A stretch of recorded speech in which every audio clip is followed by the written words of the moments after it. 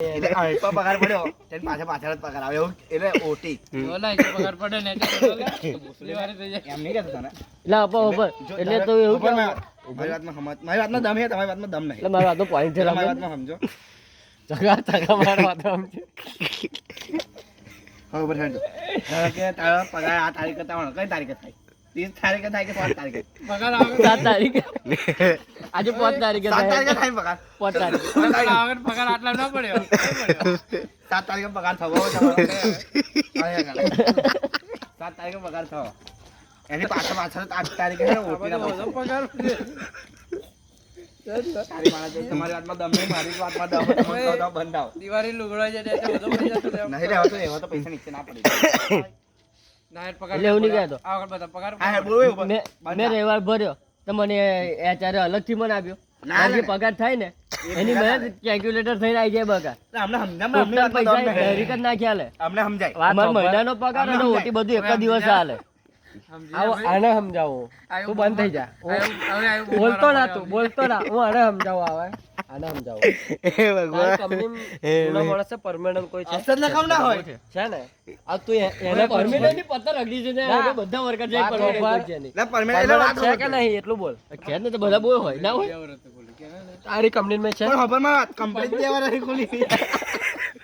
તારી વાત પરમેનન્ટ ની વાત કરે બે વર્ષમાં પાઈએ તો એવું કે બે વર્ષથી કંપની બે વર્ષની કંપની ખોલી પરમેનન્ટ કોણ થઈ ગયું મને બતાય એ કંપની એ ફસે વાલા મને ઓવર ટાઈમ ચાલતો જ નહીં યાર ના ચાલે ને 2 વર્ષ ખોલી પછી એ તા એ પ્રોબ્લેમ હે ને ચડાવશું આ બરાબર બીજી કંપની વાત બીજી કંપની ની વાત કરે એ કંપની ની વાત છોડે પણ એટલે ઓવર ટાઈમ તો ઓટી ને ઓવર ટાઈમ એક જ આપણી કહેવાય કંપની ને ની વાત કરે ઓરા કંપની આપણી છે તું 3 થી 11 ની શિફ્ટમાં ગયો હા. અને 1 વાગ્યા સુધી 12 વાગ્યા સુધી રૂકો ને હા, એનો તમે મેં તો overtime તને આખી આવું ઉભો રહો મેં ચોવી કરેલી એક જ છે ઓય માયો શનિવારે ગયેલો બીજા દિવસે એટલે ઓટી કહેવાય નકર કોણ પડામ મારી એક તને અલા ખબર એનો હોય. ઓટી કહેવાય હા મેડમ દીવડાય ના તા- પેલો શું મેડમ કહેવાય? દીવડાય ના. બીજી 8 કલાક ઓટી ના મેડમ double ના દીવડાય ખાલી મારી વાત ખબર ઓરા કંપની મારી છે એની વિશે વાત ચાલુ કરે એવું નહીં કહેતો આવું ખબર 8 કલાક કરે અને બીજા 8 કલાક કરે એને ડબલ કહેવાય એને ઓટી એને એનો OT ઓટી માં જ કલાક ગણાય. 2 એ- કલાકની ઓટી એને કહેવાય એ ઓટી જ ગણાય તું એને ઓટી જ ગણાય છે ગમે તેટલું કેવું ને એ 2 કલાક 3 કલાક એનો ઓવર ટાઈમ કહેવાય તું આ તું કઈ હાલે સમજાય ને ઓવર ટાઈમ ને ઓટી એટલે તું લા ઓવર ટાઈમ નો ઓટી માં બહુ ફરક કે હલાયો આ લોકોને સમજાવ ઓવર ટાઈમ એટલે કેવું ખબર તને માથું ચડી જશે એ long ખબર છે, એ long ખબર મારી વાત ખબર ઓવર ટાઈમ એટલે આયો ઓવર ટાઈમ નો મતલબ હું કલાક પર મોડ શું કહેવાય કલાક પર મોડ ઓટી હું કહેવાય પૂરી હાજરી overtime થાય છેલા.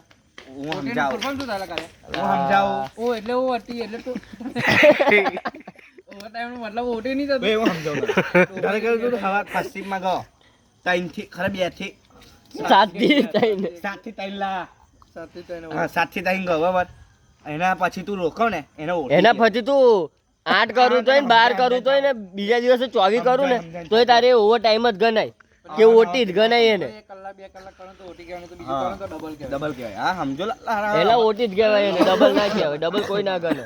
ચલો એ વાત બંધ આપણે સારું અમારી કંપની નવી છે આ વાત કર ને તું નવરાત્રી લો, ની ખબર. વાત લાવે ખબર લા વાત થોડી બળતા અમારી કંપની 2 વર્ષ નવી છે અમારે આપણે પેલા કોણ એચઆર તો જૂનો હશે ને એચઆર તો ભણેલો નહીં હોય તો મને તો આ એચઆર જ કીધેલું હોય બીજા કોઈ શું લેવા વાત કરો અત્યારે નવો જ છે ના બોલીશ બોલ અત્યારે નવો જ છે એચઆર અનુભવ વગરનો હોય નવો હે ને પેલા જોડાણા પણ આવ્યો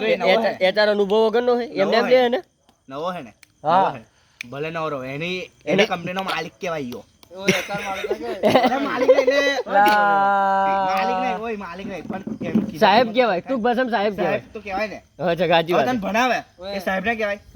એની પર સાહેબ હોય ખબર એની પર ભલે તને સાહેબ જે ભણાવે ને એ સાહેબ ના કહેવાય જે ખબર. પ્રિન્સિપલ હોય ને જે બધું વાત હોય એને એચઆર કહેવાય